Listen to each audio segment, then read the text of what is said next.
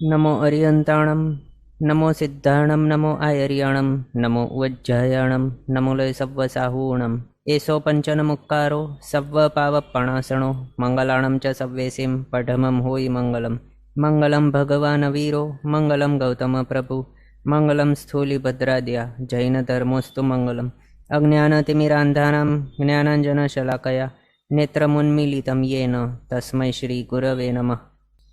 આપણો વિષય છે શ્રી બૃહદ સંગ્રહણી ગ્રંથ, 12મી સદીના મહાચાર્ય શ્રી ચંદ્રસુરી સ્વાજી મહારાજા સાહેબ દ્વારા વિરચિત. આ શ્રી બૃહદ સંગ્રહણી ગ્રંથની અંદર આપણે 4 ગતિની અંદર ભમી રહેલા એવા જીવોના વિશે અલગ અલગ દ્વારોની અંદર વિચારણા કરી હતી. 34 દ્વારોની અંદર વિચારણા કરી. એના બાદ આપણે શ્રી દંડક પ્રકરણના જે ગાથાઓ છે, 2 ગાથા આ ગ્રંથની અંદર આપેલી છે. એના હિસાબે શ્રી દંડક પ્રકરણની અંદર જે બતાવેલા છે એવા 24 દ્વારો, 24 દંડકોની અપેક્ષાએ આ 24 દ્વારો છે એ 24 દ્વારોની અંદર પણ વિચારણા કરી છે જીવોની. એમાં આપણે વેદ દ્વાર છે ત્યાં સુધી લાસ્ટ ક્લાસમાં કમ્પ્લીટ કરી લીધું છે. હવે આગળ આપણે અલ્પ બહુત્વ જોઈ લઈએ. એટલે જે દંડકો છે 24, એની અંદર કયા જીવો કોનાથી કેટલા વધારે કેટલા ઓછા છે તે જોઈએ. એની અંદર શું વિચારણા છે, કયા દંડકના જીવો કરતાં કેટલા વધારે અથવા તો કેટલા ઓછા હોય તે વિચારણા એ અહીંયા આપણે જોઈ લઈએ. અલ્પબહુત્વની અંદર એમાં 24 દંડકોમાં પર્યાપ્તા જીવોને આશ્રયને અલ્પબહુત્વ, માત્ર પર્યાપ્તા જીવોને વિશે વિચારણા કરીએ તો આ રીતે અલ્પબહુત્વ સમજવાનું. સૌથી પહેલાં આ ગર્ભજ મનુષ્યોનો એક દંડક જે છે અથવા તો ગર્ભજ મનુષ્યો, તેઓ સૌથી થોડા, સૌથી ઓછા હોય છે નંબરમાં. પછી એનાથી અસંખ્યાત ગુણા વધારે હોય છે બાદર તેવુકાય જીવો. આ બધા કેવા છે, પર્યાપ્તા જીવોની વિચારણા ચાલુ છે અહીંયા. તો બાદર તેવુકાય જ્યારે આપણે કહીએ તો પર્યાપ્ત બાદર તેવુકાય સમજવાનું. ગર્ભજ મનુષ્ય જ્યારે આપણે જોયું તે પર્યાપ્તા ગર્ભજ મનુષ્ય સમજવાનું. એ રીતે બધાને માટે સમજવાનું. તો આપણે હતા અહીંયા બાદર તેવુકાય. બાદર તેવુકાય ગર્ભજ મનુષ્ય કરતાં અસંખ્યાત ગુણા વધારે હોય છે. પછી એ બાદર તેવુકાય કરતાં અસંખ્યાત ગુણા વધારે હોય છે અથવા તો અસંખ્યાત ગુણા અધિક હોય છે વૈમાનિક દેવો. પછી વૈમાનિક દેવો કરતાં અસંખ્યાત ગુણા અધિક હોય છે ભવનપતિ દેવો. પછી નારકો છે, તેઓ ભવનપતિ દેવો કરતાં અસંખ્યાત ગુણા અધિક હોય છે. પછી નારકો કરતાં અસંખ્યાત ગુણા અધિક હોય છે વ્યંતર દેવો. વ્યંતર દેવો કરતાં અસંખ્યાત ગુણા અધિક હોય છે જ્યોતિષ્ક દેવો. જ્યોતિષ્ક દેવો કરતાં અસંખ્યાત ગુણા અધિક હોય છે ચૌરિન્દ્રિય જીવો. ચૌરિન્દ્રિય કોણ છે? તિર્યંચો છે. તો એ તિર્યંચો જે છે ચૌરિન્દ્રિય, એ પણ પર્યાપ્તા. એ કેવા છે, કેટલા છે? તો જ્યોતિષ્ક દેવો કરતાં અસંખ્યાત ગુણા અધિક છે. પછી આ ચૌરિન્દ્રિય જીવો કરતાં વિશેષાધિક છે ગર્ભજ તિર્યંચ પંચેન્દ્રિય જીવોનો નંબર. વિશેષાધિક એટલે કેવું, કેટલાક મલ્ટિપલ્સ ટાઈમ્સ નહીં, એટલે મલ્ટિપલ ટાઈમ્સ નહીં, પણ વિશેષાધિક એટલે જેટલું છે આનું ફિગર, એનું નંબર જેટલું છે એનાથી કંઈક વધારે જો હોય તો એને વિશેષાધિક કહેવાય. પણ આ ઇન્ટુ 2 કહીએ તો એ બમણું કહેવાય.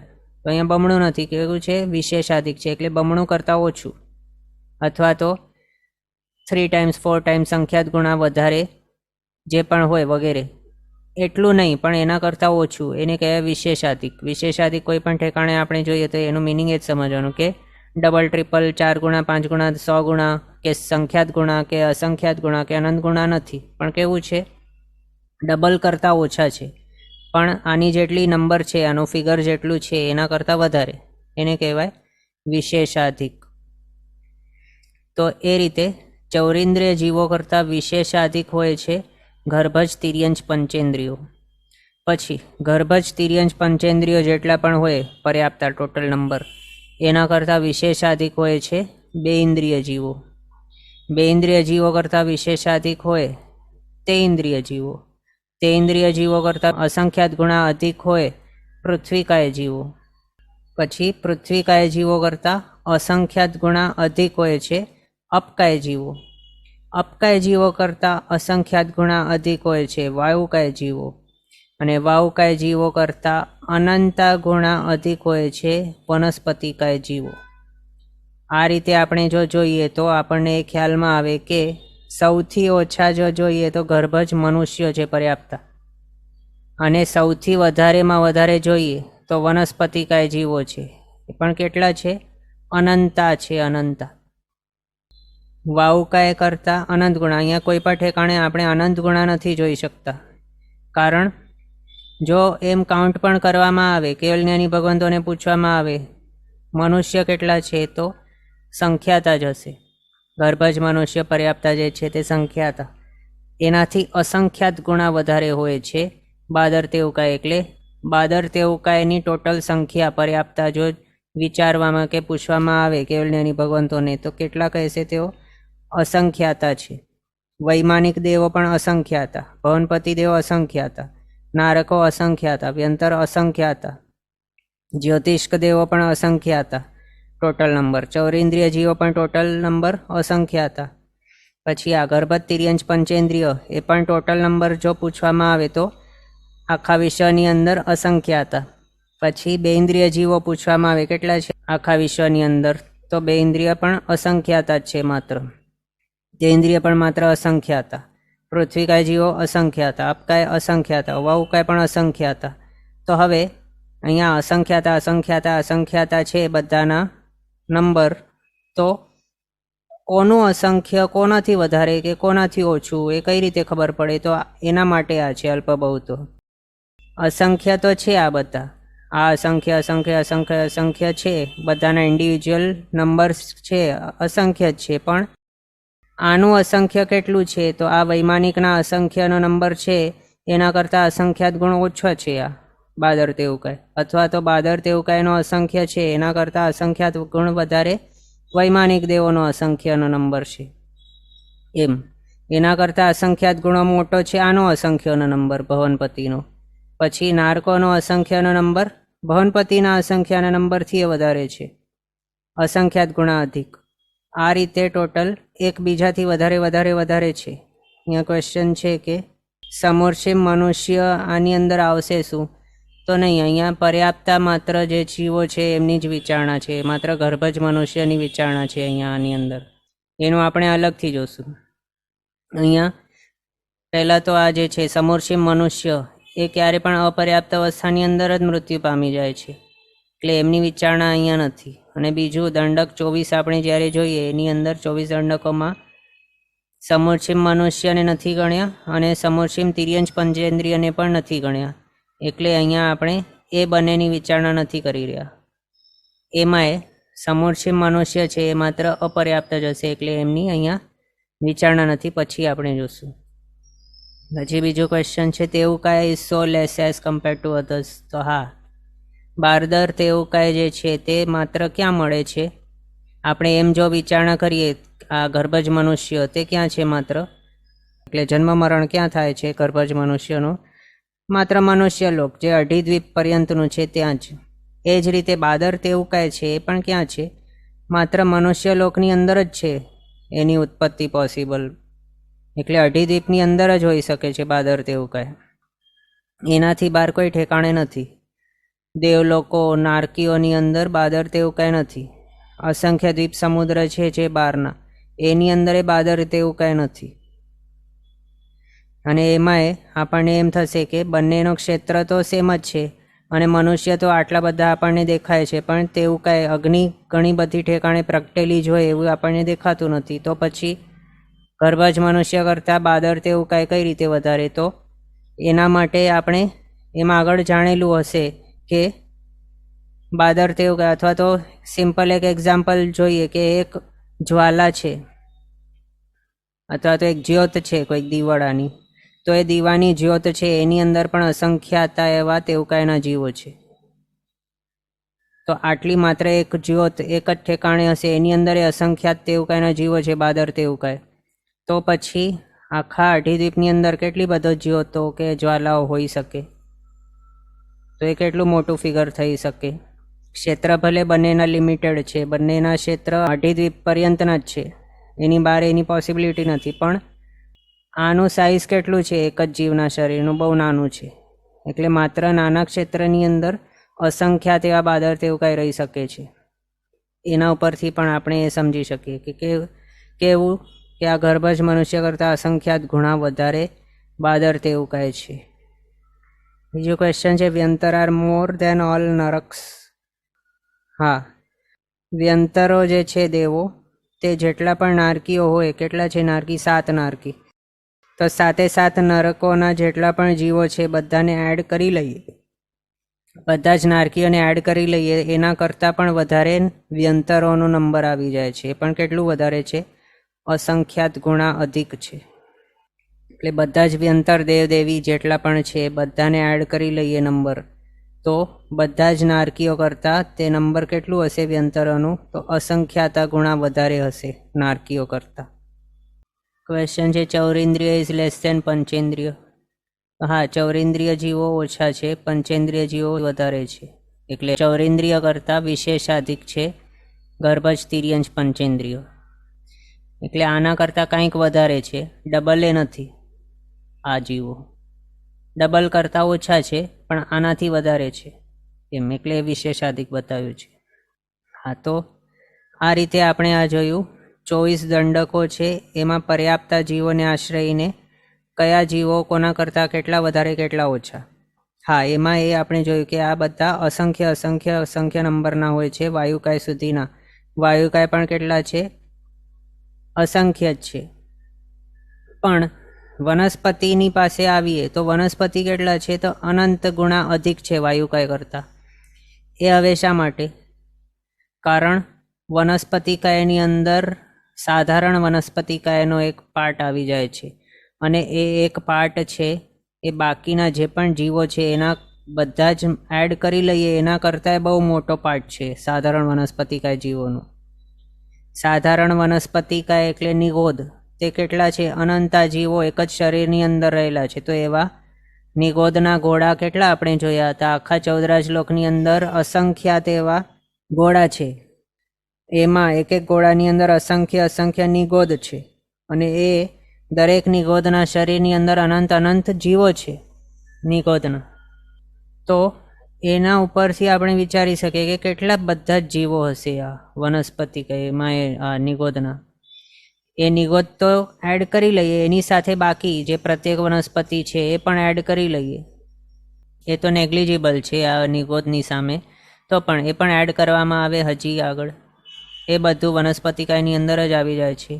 એટલે આમ જોઈએ તો આખા 14 લોકની અંદર જેટલા પણ જીવો છે એમાં સંસારી જીવોમાં સૌથી વધારે જીવો કોણ છે? તો આ વનસ્પતિકાયના જ છે.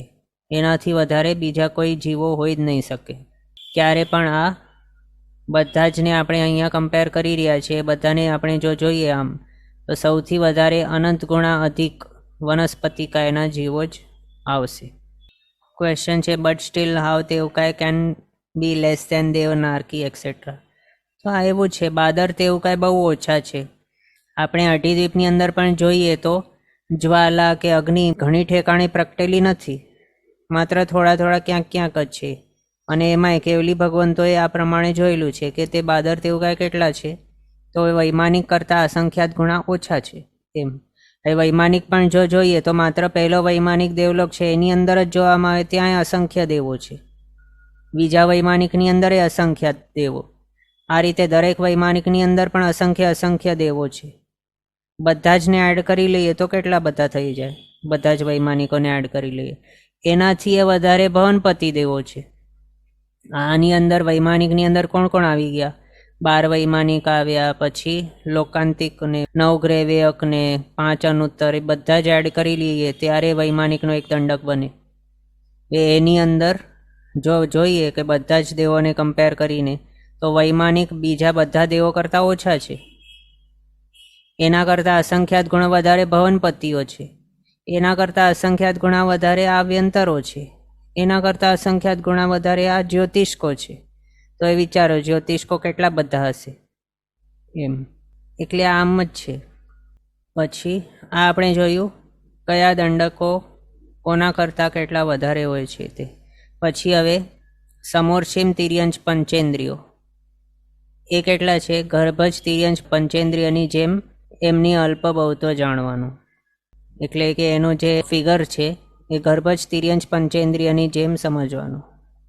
આપણે જે ઠેકાણે અહીંયા જોયું આ ગર્ભજ તિર્યંચ પંચેન્દ્રિયનું, એ રીતે સમોર્ષિમ તિર્યંચ પંચેન્દ્રિયનું સમજવાનું અલ્પબહુત્વ. પછી આ સમોર્ષિમ મનુષ્યો, એમના માટે કહે છે કે ગર્ભજ મનુષ્યોથી અસંખ્ય ગુણ અધિક હોય છે અને બાદર તેવકાયથી અસંખ્યાતમાં ભાગ પ્રમાણ હોય છે. એટલે આમને જો ગોઠવવામાં આવે સમોર્ષિમ મનુષ્યોને તો ક્યાં આવશે? અહીંયા વચમાં આવશે. ગર્ભજ મનુષ્ય કરતાં વધારે પણ બાદર તેવકાય કરતાં ઓછા. એ પણ કેટલા વધારે ને ઓછા? તો ગર્ભજ મનુષ્ય કરતાં અસંખ્યાત ગુણ વધારે હોય છે સમોર્ષિમ મનુષ્ય. સમોર્ષિમ મનુષ્ય કરતાં અસંખ્યાત ગુણ વધારે હોય છે બાદર તેવકાય. આ રીતે આપણને સમજવાનું. આના ઉપરથી આપણે એ સમજી શકીએ.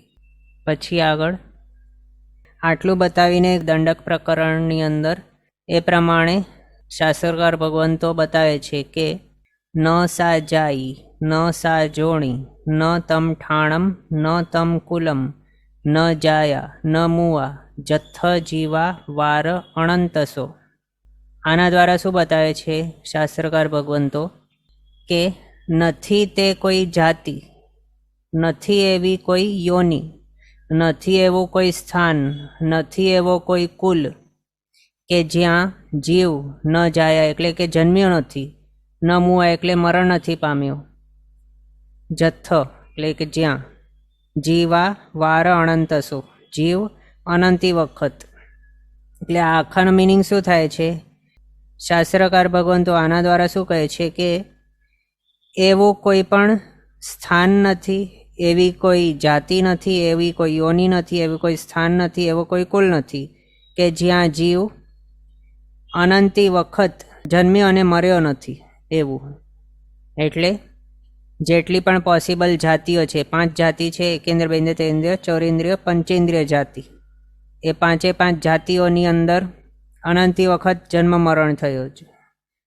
બધી જ યોનિઓ જેટલી પણ પોસિબલ છે, 84 લાખ જીવાયોની, બધાની અંદર અનંતી વખત જન્મ મરણ થયો છે. જેટલા પણ સ્થાન પોસિબલ છે 14 રાજલોકની અંદર, બધા સ્થાનોમાં અનંતી વખત જન્મ મરણ થયો છે. અને બધા જ ટાઈપના જે પણ કુલ છે એની અંદર પણ અનંતી વખત જન્મ મરણ થયો છે એવું શાસ્ત્રકાર ભગવંતો કહે છે. આના ઉપરથી આપણને શું સમજવાનું?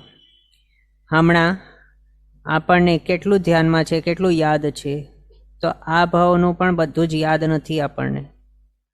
શું પોઝિટિવ એવા સિચ્યુએશન આપણે ફેસ કર્યા છે અને શું નેગેટિવ પરિસ્થિતિઓ આપણે ફેસ કરી છે, દુઃખ શું આવ્યા છે, ભૌતિક સુખ શું મળ્યા છે, એ બધું પણ જન્મ્યા ત્યારથી હમણાં સુધીનું બધું આપણને યાદ નથી. પ્રીવિયસ ભાવનું કઈ રીતે યાદ હશે? તો એવા પ્રીવિયસ ભાવો આપણે કેટલા કર્યા છે? તો અનંતો કર્યા છે. 14 રાજલોકની અંદર જેટલા પણ સ્થાન, યોની, જાતિ, કુલ બધા પોસિબલ છે, બધા જની અંદર દરેકમાં અનંત વખત આપણે જન્મ મરણ કરીને આવ્યા છીએ. એ બતાવે છે અહીંયા શાસ્ત્રકાર ભગવંતો. એના ઉપર એ બતાવે પાછળ એમનું મોટિવ શું છે કે હવે તો જાગો. જ્યારે આપણને આર્યકુલ મળ્યું છે, જૈન ધર્મ મળેલું છે, જીન શાસન મળેલું છે, પછી જીનેશ્વર ભગવંતો, કેવલી ભગવંતો દ્વારા પ્રરૂપિત એવો ધર્મ મળેલું છે, એની અંદર એ ધર્મ આપણને સાંભળવા માટે, આરાધવા માટે મન થઈ રહ્યું છે. આપણે જોઈન થઈને વધારે જિજ્ઞાસાપૂર્વક આપણે સમજવા માટે પ્રયત્નો કરી રહ્યા છીએ.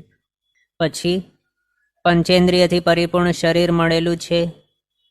આ સંસારનું થોડું ઘણું સ્વરૂપ આપણને સમજમાં આવી શકે એવી આપણી બુદ્ધિ પણ છે, હમણાં સમજણ શક્તિ છે. તો આવું બધું જે મળ્યું છે, પ્લસ જે ઠેકાણે સાધુ સાધ્વીજી ભગવંતોનો આવાગમન થાય એવા સ્થાનોની અંદર આપણે છીએ હમણાં. આટલું બધું મળ્યું, પ્લસ એ પણ કે ધર્માનુકૂળ વાતાવરણ મળેલું છે. આપણે એવા દેશની અંદર છીએ કે જ્યાં કેવું છે, ધર્મ આપણે સારી રીતે આદરી શકીએ છીએ. કોઈ પણ બંદીશો આપણા ઉપર નથી, રેસ્ટ્રિક્શન કે પ્રોહિબિશન કોઈ નથી આપણા ઉપર કે આવું જ કરવું પડશે, કન્વર્ટ થઈ જવું પડશે વગેરે એવા જે પણ પ્રતિકૂળતાઓ હોઈ શકે એવી આપણી પાસે નથી હમણાં. ડિક્ટેટરશીપ અથવા તો એવી કોઈ રાજ્ય વ્યવસ્થાની અંદર આપણે નથી કે જ્યાં આપણને ખ્યાલમાં છે કે હિસ્ટ્રીમાં કેવું આવ્યું છે કે કેટલા આક્રમણકારીઓ આવેલા હતા અને તે રાજ્યને અંડરમાં લઈને પછી ત્યાંના જે પ્રજા હતી એને જબરજસ્તીથી બલપૂર્વક પોતાના અનુયાયી બનાવ્યા. એ બધું આપણને ખ્યાલમાં છે, ભલે તે કોઈ પણ હોય. ઘણા બધા આક્રમણો આપણા જૈન શાસન ઉપર, આપણા બધા ઉપર થયેલા છે, પણ હમણાં આજની કરંટ અવસ્થા પરિસ્થિતિ આપણે જોઈએ તો અનુકૂળતા છે આપણી પાસે, ધર્મ આરાધના કરી શકીએ એવી પરિસ્થિતિઓ છે. એવી કોઈ જબરજસ્તીથી બલપૂર્વક પોતાના અનુયાયી બનાવવાનું ટ્રાય કરે અને આપણે ત્યાં વહી જઈએ અથવા તો આપણને એ કરવું જ પડે એવી કોઈ સિચ્યુએશન નથી આપણી પાસે. એટલે આટલી બધી અનુકૂળતાઓ આપણને મળેલી છે. આપણું મંદ બુદ્ધિપણું પણ નથી એવું, આપણને બધી સમજણ શક્તિ છે અને આપણે સમજી શકીએ છીએ એવી પરિસ્થિતિની અંદર છીએ. તો પછી હવે વેઇટ શાના માટે કરીએ છીએ? શું આપણને સંસારમાં ભમવાનું ગમે છે? આપણને શું તે ખબર છે કે આપણું નેક્સ્ટ ભાવ સારું જ હશે, અથવા તો આપણને આર્યભૂમિ જ મળશે, અથવા તો મનુષ્ય ભાવ પણ મળશે કે નહીં એ આપણને શું ખબર છે? કે પછી જૈન ધર્મ મળશે કે નહીં, અથવા તો બીજે કોઈ ઠેકાણે પટકાઈ જશું, અથવા તો ત્રસપણું પણ મળશે કે નહીં એ પણ શું ખબર છે આપણને? નેક્સ્ટ ભાવ આપણનું સ્થાવરનું છે કે બેન્દ્ર તેન્દ્ર શું છે આપણને કંઈ ખબર છે? કે પછી આ ભાવની અંદર બહુ મોજ મજાઓ કરી છે, એવા બોળ અથાણા રાત્રિ ભોજન વગેરે એવા જે છે, સાત વ્યસનો વગેરે જે પણ સેવ્યા છે આટલા બધા, અથવા તો એટલી આસક્તિપૂર્વક આહાર ગ્રહણ કર્યું છે જેને અભક્ષ્ય અને અનંતકાય વગેરે કહ્યું છે, એવા બધા આહાર જીનેશ્વર પ્રરૂપિત જે છે, જીનાજ્ઞાથી વિરુદ્ધ જઈને એવા આહાર આપણે કર્યા છીએ. અને એવા બીજા પણ જે નિષિદ્ધ એવા આચરણો છે એ બધા કર્યા છે, જેના કારણે આપણને નરકમાં જવું પડશે એવું શું આપણને ખ્યાલમાં છે? શું ખબર છે? આપણો ભાવ એવું પણ હોઈ શકે કે જીનાજ્ઞા આપણે માની નથી, ભૌતિક સુખની અંદર લેપાઈ ગયા, જેના કારણે હવે નેક્સ્ટ ભાવ આપણું નરકમાં હશે એવું પણ પોસિબિલિટી છે. અથવા તો નેક્સ્ટ ભાવ ત્યાં કોઈક કાદવ કે વિષ્ટાની અંદર આડોટતો એવો જે સુઅર જેવા હોય એવા ભાવની અંદર પણ હોઈ શકે. એ તો હજી પંચેન્દ્રિય છે, એ જે વિષ્ટા વગેરેના કીડાના જ ભાવની અંદર પણ આપણે જઈ શકીએ છીએ. આપણો કોઈ ભરોસો નથી કેવા ટાઈમની અંદર કેવા અધ્યવસાય આપણા ચાલી રહ્યા હશે, તેવાની અંદર આપણો નેક્સ્ટ ભાવનું આયુષ્ય બંધાઈ પણ ગયું હોય. માત્ર જ્ઞાની ભગવંતો કહી શકે, આપણને કંઈ ખબર નથી. તો જાગ્યા ત્યારથી સવાર એ જે છે તે યાદ રાખીને એ પ્રમાણે કરવાનું. જ્યારે પણ આપણને ખ્યાલમાં આવે ત્યારે તરત જ જાગી જવાનું. ભલે હમણાં રાત્રિ છે તો પણ જાગ્યા ત્યારથી સવારનું મિનિંગ શું? કે જ્યારે આપણને ખબર પડી અથવા તો જ્યારે આપણને ટકોર પડી ત્યારથી જાગૃત થઈ જવાનું અને જીનાજ્ઞા પાલનની અંદર લાગી જવાનું. જેટલી પણ અનુકૂળતાઓ આપણને મળેલી છે બધાનો સદુપયોગ કરવાનું સ્ટાર્ટ કરી લેવાનું. ભૌતિક સુખ સામગ્રીઓ આપણને સંસારની અંદર ભમાડવા માટે બહુ મોટી શક્તિ એની અંદર રહેલી છે. ભૌતિક સુખ સામગ્રીઓ જે પણ મળે એની અંદર જો આપણે લેપાઈ જઈએ અને ખુશ થઈ જઈએ તો એના દ્વારા શું થાય? એ સુખ સામગ્રી જે પણ ભૌતિક મળેલી છે આપણને શાના કારણે મળેલી છે? તો પ્રીવિયસ ભવોની અંદર આપણે જે પણ ધર્મ આરાધના કરેલી હશે એના કારણે એ હમણાં મળેલી છે, પુણ્ય કર્મના કારણે. એ પણ પુણ્ય ક્યાંથી આવ્યો? તો ધર્મ આચર્યું હશે કાંઈક, એના આધારે એના ઉપરથી અથવા તો એના કારણે મળેલું છે તે પુણ્ય. હવે એ પુણ્યના ઉદયથી જે પણ સુખ સામગ્રીઓ આપણને મળેલી છે એની અંદર આપણે લિપ્ત થઈ જઈએ, આસક્તિપૂર્વક એને ભોગવીએ અને ધર્મ આરાધના કરીએ જ નહીં, તો પછી શું થશે? જ્યાં આસક્તિ એની અંદર ઉત્પત્તિ અથવા તો આસક્તિપૂર્વક જે પણ ભોગવ્યું છે એ પુણ્ય તો ઉદયમાં આવીને નાશ થઈ ગયું. હવે આગળના ભવો માટે શું? આગળના ભવો આપણને થશે કે આપણું ભવ તો થવાનું જ નથી, આપણને મોક્ષ મળી જશે. મોક્ષ પણ એમને એમ નહીં મળે, થાળીમાં પતાસો હોય એ રીતે મોક્ષ નહીં મળે.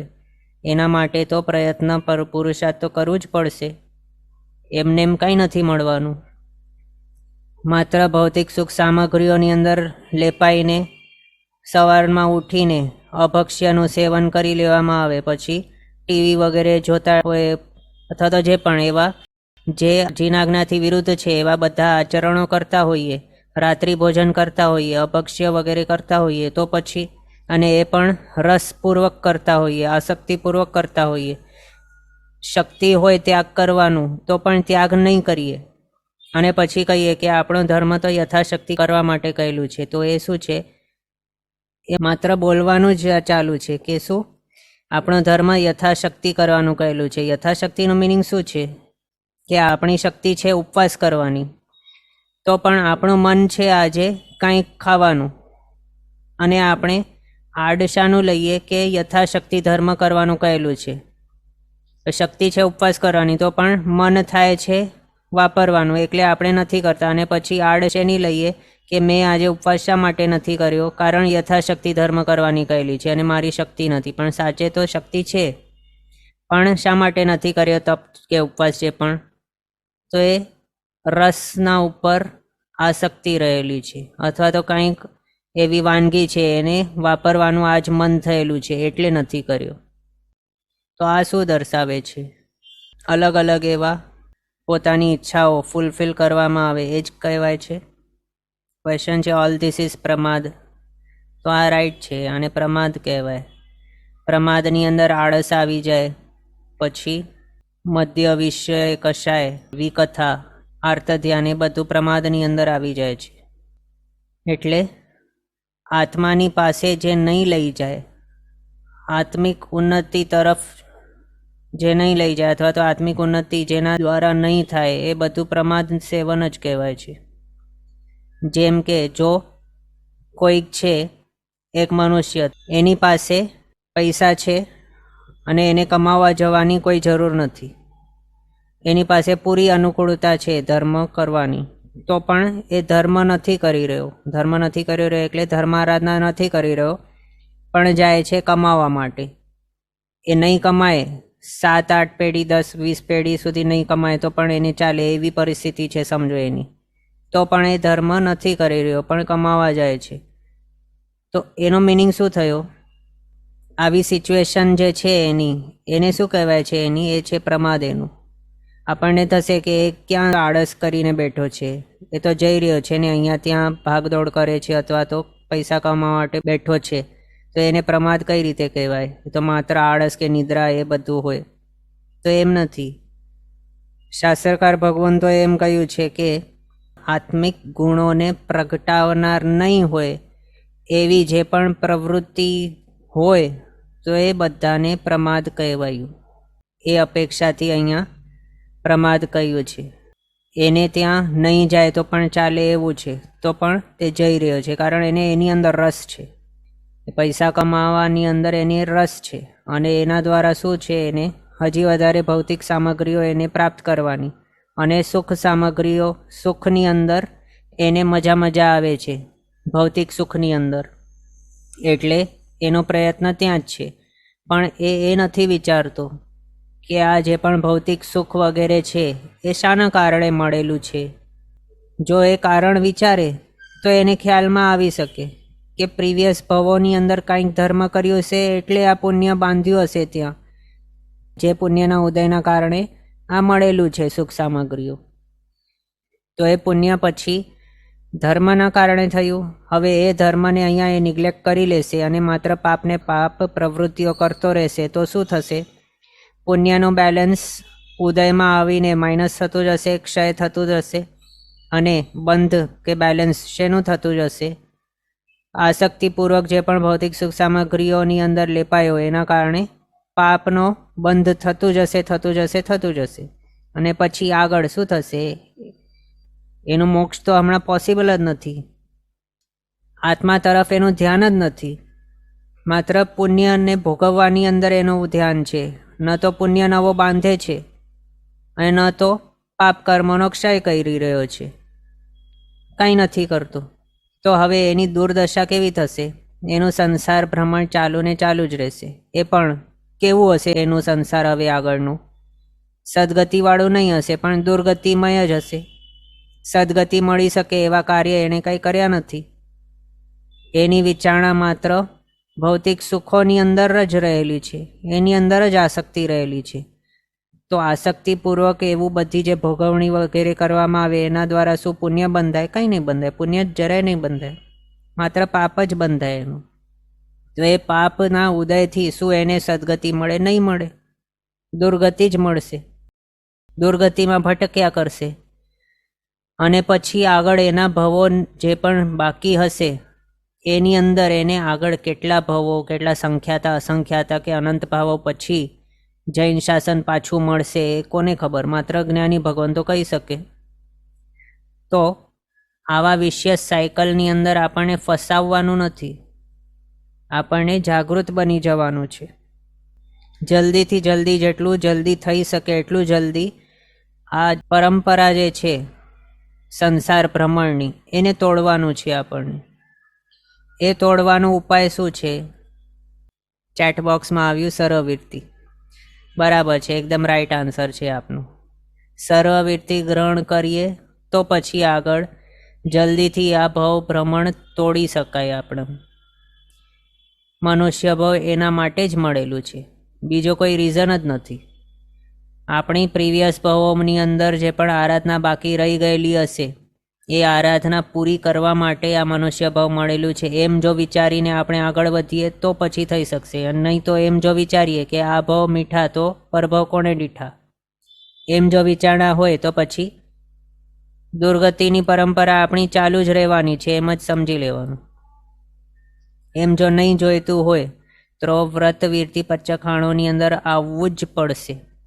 નહીં કરશું, નિગ્લેક્ટ કરશું, આળસ પ્રમાદ વગેરે સેવન કરશું, આર્ત ધ્યાન કરશું કે દેશ કથા વીર કથા એ બધું કર્યા કરશું, નિંદાવી કથા જે પણ છે એ બધું કર્યા કરશું, ગામના કપાટા પંચાતો આનું શું થયું તેનું શું થયું એ બધાની અંદર જ લાગ્યા છું, તો પછી આપણું કોણ વિચારશે?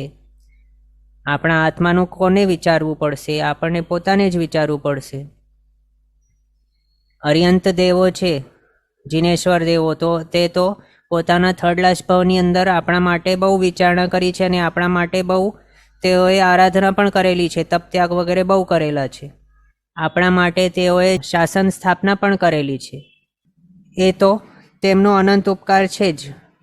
પણ એના સિવાય જે પણ સિદ્ધ ભગવંત થયેલા હતા એક, તેમના કારણે આપણો આત્મા પણ અવ્યવહાર રાશિમાંથી નીકળેલું છે. બાકી આપણા આત્મિક ઉન્નતિ માટે બીજો કોણ વિચારશે? ગુરુ ભગવંતો છે તે પણ હમણાં બહુ વિચારણા કરી રહ્યા છે આપણી. તેમને કંઈ જરૂર નથી વ્યાખ્યાન વાણી આપવાની, પણ તેઓ શા માટે વ્યાખ્યાન વાણી આપતા હોય? જીન શાસન આગળ વધતું રહે, જીન વચન આગળ પાસ ઓન થાય તો પછી પોતાનું તો તેઓ કલ્યાણ કરી જ રહ્યા છે. સંયમ ધર્મ આચરણમાં લાવીને તેઓ તો આગળ વધી જ રહ્યા છે પોતે પર્સનલી. પણ વ્યાખ્યાન વાણી એ શા માટે આપે? અથવા તો ઘણા બધા પુસ્તકો પણ ઘણા બધા ગુરુ ભગવંતો લખતા હોય છે, પણ શા માટે લખે? પોતાનું નામ કરવા માટે કોઈ નથી લખતો, પણ એમની ભાવના એવી હોય છે કે જે જિનેશ્વર ભગવંતો દ્વારા પ્રાપ્ત થયેલું છે તેમને પરંપરાની અંદર, એ પરંપરા આગળ પણ વધવી જોઈએ.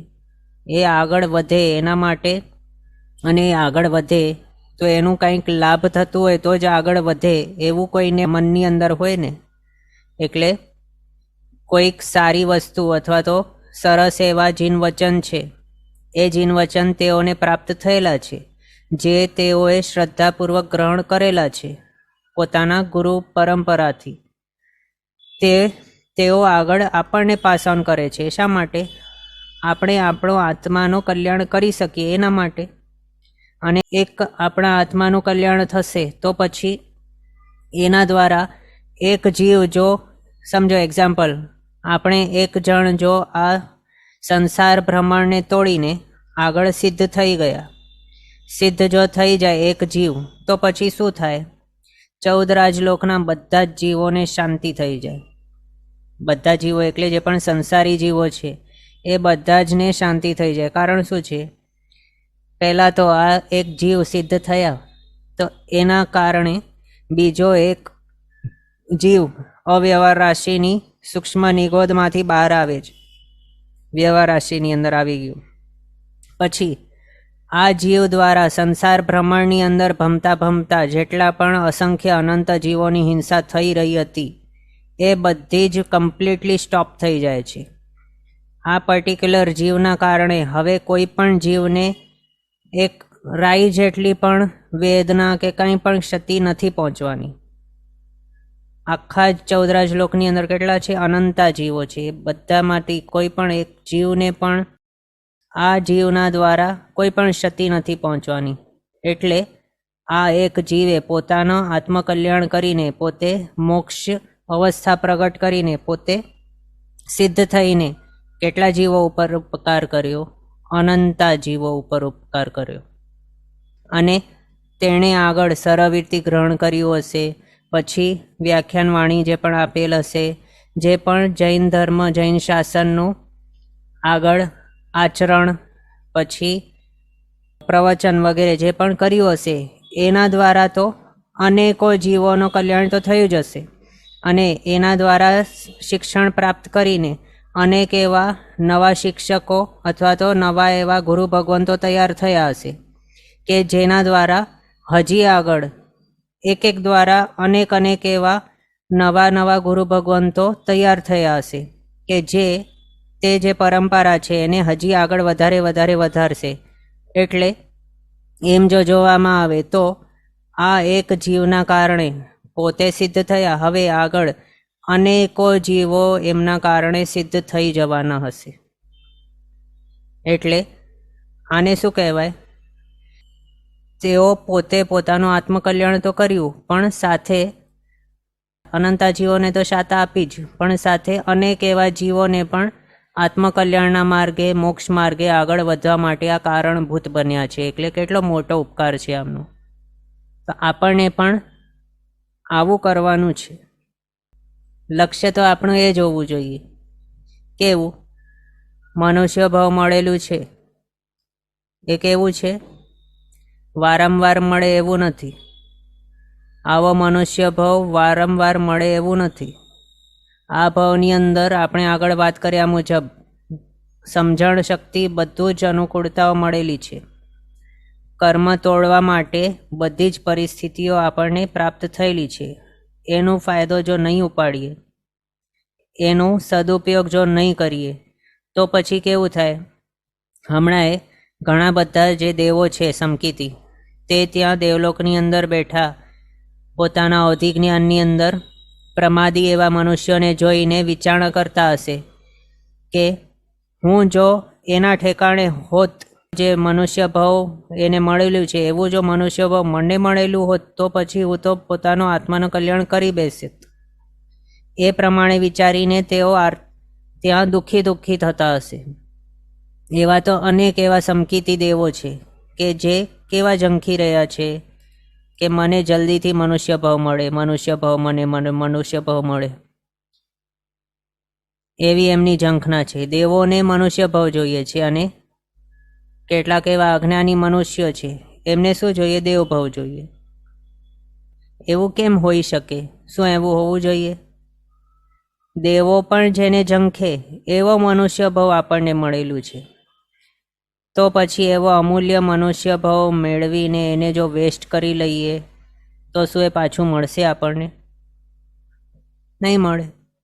શાસ્ત્રકાર ભગવંતો કહે છે કે પંચેન્દ્રિયપણું કન્ઝિક્યુટિવલી મળતું જાય તો એ મેક્ઝિમમ કેટલા ટાઈમ માટે મળે? પંચેન્દ્રિયપણું 1000 સાગરોપમ માટે માત્ર, બસ. એમાંય મનુષ્ય ભાવ વારંવાર ઉપરાઉપરી મળે તો 7 કે 8 ભાવ જ મળી શકે. જો પંચેન્દ્રિયપણું જોઈએ, પંચેન્દ્રિયપણાની અંદર નારકી, તિર્યંશ દેવો, મનુષ્ય 4 ગતિના જીવો આવી ગયા પંચેન્દ્રિયપણાની અંદર. એની અંદર પંચેન્દ્રિયપણાનું ભાવ, પછી પંચેન્દ્રિય આ રીતે પંચેન્દ્રિય ભાવ મળે તો કન્ઝિક્યુટિવલી કેટલા ટાઈમ સુધી મળી શકે? 1000 સાગરોપમ સુધી. બસ એટલા ટાઈમની અંદર જો આત્મકલ્યાણ નહીં કર્યું, સિદ્ધ નહીં થયા, તો પછી જવું પડે એકેન્દ્રિયથી ચૌરેન્દ્રિયની અંદર. એક વખત ત્યાં ગયા તો પછી હજી વધારે સંસાર ભ્રમણ ચાલુ. પછી આગળ કહે છે કે ત્રસપણાના જે ભાવ છે, કન્ઝિક્યુટિવ ત્રસપણું, એક કેટલા ટાઈમ માટે આવી શકે કન્ઝિક્યુટિવલી? મેક્ઝિમમ તો 2000 સાગરોપમ માટે. ત્રસપણાની અંદર કયા ભાવો આવી ગયા? 2 ઇન્દ્રિય, 3 ઇન્દ્રિય, ચૌરેન્દ્રિય, પંચેન્દ્રિય એવા ભાવો. એટલે કોઈક 2 ઇન્દ્રિયમાંથી 3 ઇન્દ્રિય બન્યો, ચૌરેન્દ્રિય બન્યો, પછી 2 ઇન્દ્રિય બન્યો કે પંચેન્દ્રિય બન્યો. આ રીતે 2 ઇન્દ્રિયથી પંચેન્દ્રિયની અંદર ભમ્યા કરે. એમ કન્ઝિક્યુટિવ ભાવો ત્રસપણાના 2000 સાગરોપમ સુધી જ આવી શકે. એટલા ટાઈમની અંદર જો આત્મકલ્યાણ નહીં કર્યો તો પછી જવું જ પડે ક્યાં? તો સ્થાવરની અંદર. એક વખત સ્થાવરની અંદર ચાલ્યા ગયા તો જે નિગોદના સિવાયના જે છે સ્થાવરો, એમના માટે તો કયું છે મેક્ઝિમમ કેટલું ભાવભ્રમણ છે ત્યાં? અસંખ્યાત ઉત્સર્પિણી ને અવસર્પિણી જેટલું હોઈ શકે ત્યાં ભાવભ્રમણ. નિગોદની અંદર ચાલ્યા ગયા તો અનંત કાલચક્ર ત્યાં ભમી શકાય. તો એવું શું જોઈએ છે આપણને? બહુ જ સાવચેત થવા જેવું છે, એકદમ જાગૃત થવા જેવું છે. જે પ્રમાણે ઘરમાં આગ લાગેલી હોય અથવા તો ઘરની અંદર સાપ પેસી ગયો હોય, પેસી ગયો એટલે ઘરમાં જો કોઈક સાપ આવી ગયો, ઘૂસી ગયો હોય, તો પછી શું આપણે શાંતિથી સૂઈ શકીએ રાતના? ઊંઘે નહીં આવે. એ જ પરિસ્થિતિ આપણને હમણાં વિચારવી પડે કે આપણી અવસ્થા કેવી છે. મનુષ્ય ભાવ આપણને મળી ગયું છે, એની અંદર આપણને બહુ ઓછી સામગ્રી, એમ જો હમણાં બીજાથી કમ્પેર કરીએ આપણને તો ઘણી બધી સામગ્રી, ઘણી બધી ધર્માનુકૂળ વાતાવરણને ધર્માનુકૂળ સામગ્રીઓ બધી આપણને મળી ગઈ છે. એવું છે. હવે જો એનો આપણે સદુપયોગ નહીં કરીએ તો પછી કેવું થઈ જાય? અને એ સામગ્રીઓ આપણને આ ભાવની અંદર મળી ગઈ છે, અને હા, આ ભાવ કેટલું ટાઈમ માટે હશે એ આપણને કંઈ ખબર છે? આપણા કેટલું આયુષ્ય બાકી છે શું આપણને ખબર છે? એ ઘરની અંદર જે સાપ ઘૂસી ગયો છે ક્યારે કરડશે, ક્યાંથી ઉઠશે, ક્યાં પ્રગટ થશે, કંઈ આપણને ખબર છે? કાળ આપણો ક્યારે આવી જશે આ ભાવની અંદર, કંઈ આપણને ખબર છે? કંઈ નથી ખબર. તો આપણને દરેક ઘડી, દરેક ક્ષણ, દરેક સમયે શું કરવું પડે? પ્રમાદનો ત્યાગ કરવું પડે. જીન શાસનની અંદર આપણે છીએ, એની અંદર જીનેશ્વર ભગવંતોએ આપણને જે પણ બતાવ્યું છે કે આ કરવા યોગ્ય છે, આ આદરવા યોગ્ય છે, એ બધું આપણને કરવું જોઈએ. અને તેઓએ જે બતાવ્યું છે કે આ ફલાણું કરવા યોગ્ય નથી, રાત્રિ ભોજન, અભક્ષ્ય, અનંતકાય વગેરે ભક્ષણ કરવા યોગ્ય નથી, હિંસા ચોરી વગેરે કરવા યોગ્ય નથી, તો એ બધું જે નિષેધ કર્યું છે એ બધાથી આપણને અટકવું જ પડશે. જો નહીં અટકશું હમણાં તો ક્યારે અટકશું? સમજણનો ભાવની અંદર જો નહીં અટકીએ તો સમજણ નહીં હશે. એવા કોઈક નોનવેજ વાપરનાર એવા જે હોય એના ઘરની અંદર આપણે જો જન્મી ગયા નેક્સ્ટ ભાવની અંદર, તો પછી ત્યાં તો સમજણ કંઈ છે જ નહીં. ત્યાં કઈ રીતે અટકશું? આ જ ભાવની અંદર જો એવા સારા સંસ્કાર નથી પાડ્યા, શુભ આચરણો જો નથી કર્યા, તો પછી નેક્સ્ટ ભાવની અંદર જો સમજણ રહિત એવો ભાવ મળી જશે, ત્યાં કઈ રીતે સારા આચરણો કરશું? કઈ રીતે કોઈ આપણને કહેવા આવશે? ત્યાં આપણે એક્સપેક્ટ કઈ રીતે કરી શકીએ કે ત્યાં કોઈ આવશે આપણને જાગૃત કરવા માટે કે કંઈ કહેવા માટે? હમણાં જ એનો દુરુપયોગ કરી લઈએ, અમૂલ્ય મનુષ્ય ભાવનો જો દુરુપયોગ કરી લઈએ હમણાં, તો નેક્સ્ટ ભાવની અંદર કોણ આવવાનું છે આપણને કંઈ કહેવા માટે? મહા મુશ્કેલીથી રેર કેસની અંદર એવો કોઈક શુભ કર્મ જો પડ્યું હોય આપણા આત્મા ઉપર, તો જ પછી કોઈક આવી જાય ત્યાં આપણને પ્રતિબોધ કરવા માટે, નહીં તો કંઈ થાય નહીં એવું. એટલે એકદમ જાગૃત થવા જેવું છે. કાંઈ ટેકન ફોર ગ્રાન્ટેડ તરીકે આને નથી લેવાનું. હવામાં વાતો આપણે કરી રહ્યા છીએ એમ નથી વિચારવાનું કે આ તો શું છે, કોઈ પણ ગુરુ ભગવંત હોય અથવા તો જે પણ આપણે સાંભળવા બેસીએ કે બુક્સ વાંચીએ ધર્મની, એ બધાની અંદર એ જ લખેલું હોય ક્યારે પણ, અથવા તો એ બધા એ જ કહેતા હોય કે મનુષ્ય ભાવ અમૂલ્ય છે, દુર્લભ છે. એ બધું એમ નહીં વિચારવાનું. પણ આ શું છે, સત્ય હકીકત છે. કેવલી ભગવંતોએ આ પ્રમાણે જાણ્યું છે. મનુષ્ય ભાવ બહુ ઇઝીલી મળતો નથી. 10 દૃષ્ટાંત દ્વારા એ સમજાવીને, 10 એક્ઝામ્પલ દ્વારા મનુષ્ય ભાવની દુર્લભતા સમજાવેલી છે શાસ્ત્રકાર ભગવંતોએ. તો એને બહુ સિરિયસલી લેવા જેવું છે, હલકામાં નથી લેવા જેવું. આપણા ભાવની અંદર કેટલા સેકન્ડ, કેટલી મિનિટ, કેટલા કલાકો બાકી છે આપણું આયુષ્ય, એ પણ આપણને કંઈ ખબર નથી. નેક્સ્ટ સેકન્ડ પણ આપણે હશું કે નહીં એ ખબર નથી. તો જલ્દીથી જાગૃત થવા જેવું છે. એ જ વિચારણા હવેથી કરવા જેવી છે બધા જને. હું કોણ છું, ક્યાંથી આવ્યો, ક્યાં જવું છે, અને ત્યાં જવા માટે અથવા તો મારો ગોલ શું છે એ વિચારવાનું. એ ગોલને પૂરું કરવા માટે શું શું કરવું પડશે, શું છોડવું પડશે, એ બધું વિચારવું જરૂરી છે. નહીં વિચારશું તો પછી આગળ વધવાની કોઈ શક્યતા નથી પછી. એટલે બહુ સિરિયસલી લેજો. અને આજનો સમય આપણો થયો છે અહીંયા. આગળના પદાર્થ હવે આપણે નેક્સ્ટ ક્લાસમાં કન્ટિન્યુ કરશું અવસરે. જીનાજ્ઞા વિરુદ્ધ કંઈ પણ બોલાય તો મિચ્છામિ દુક્કડમ. સર્વમંગલ માંગલ્યમ સર્વકલ્યાણકારણમ પ્રધાનમ સર્વધર્માણમ જૈનમ જયતિ શાસનમ. પ્રણામ. બધા શાતામાં રહેજો, જીનાજ્ઞાપૂર્વકનું જીવન જીવજો, સર્વવીરતી તરફ આગળ વધજો અને મનુષ્ય ભાવ સફળ કરજો.